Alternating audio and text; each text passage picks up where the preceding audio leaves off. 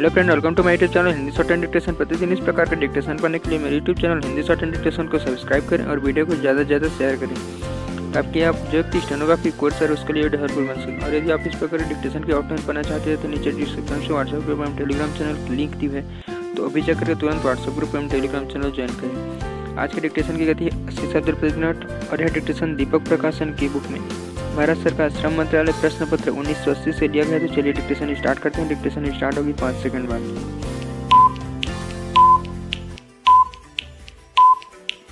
सभापति महोदय, यह मामूली बात नहीं है।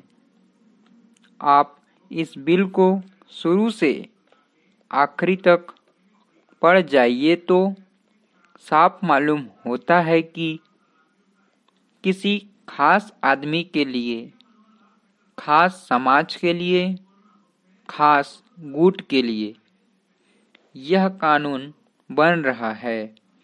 इसमें कहा गया है कि जहाज उद्योग को भी कर्जा दिया जाए, पहले नहीं दिया जाता था। इसके साथ साथ अभी सभी लोगों ने कहा है कि यह कानून इस अभिप्राय से बना था कि इस देश के व्यवसाय की उन्नति हो, तो व्यवसाय की उन्नति के लिए यह कानून बना।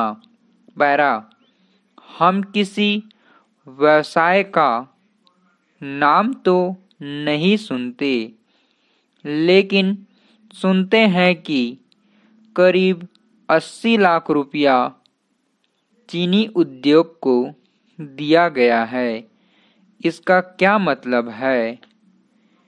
इस बारे में मैं पहले भी कई बार इस तरह की बात कह चुका हूँ।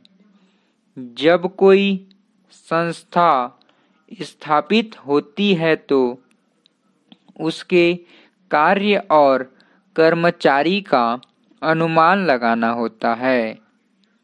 देखना होता है कि इतने कार्य हैं और इतने आदमी बहाल होने चाहिए।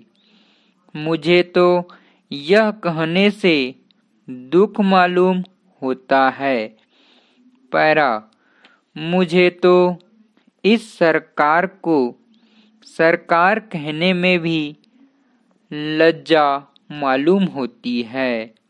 इसको सरकार नहीं कहना चाहिए। यह तो इस तरह का कुछ है ही नहीं। यह तो एक लूटने के लिए समाज बना है। वह जो कानून बनाते हैं वह इसलिए नहीं बनाते कि उससे देश को कोई लाभ हो। वह इसलिए जरूरी है कि किस काम के लिए किस आदमी को ले लें। इस मतलब से कानून नहीं बनता है, बल्कि इस मतलब से बनता है कि एक खास आदमी को उस रोजगार पर लगाना है। उसके लिए कानून बना देते हैं, उसके लिए विभाग खोल देते हैं, पद बना देते हैं और उस पर उस आदमी को बहाल कर देते हैं। इस काम के लिए यह कानून बनता है। अब यह कानून बन गया है, लेकिन क्या उपनिर्देशक की जरूरत थी? अभी न इस नियम को बहुत रुपया मिला है, न बहुत काम ही बढ़ा है। अभी केवल एक काम हुआ है। केवल चीनी व्यवसाय को रुपया मिला है, जो बिल्कुल उन्नतशील व्यवसाय है। उसमें उन्नति के लिए रुपये की जरूरत नहीं थी। ऐसे व्यवसाय की मदद होनी चाहिए थी, कि जो पिछड़ी हालत में है।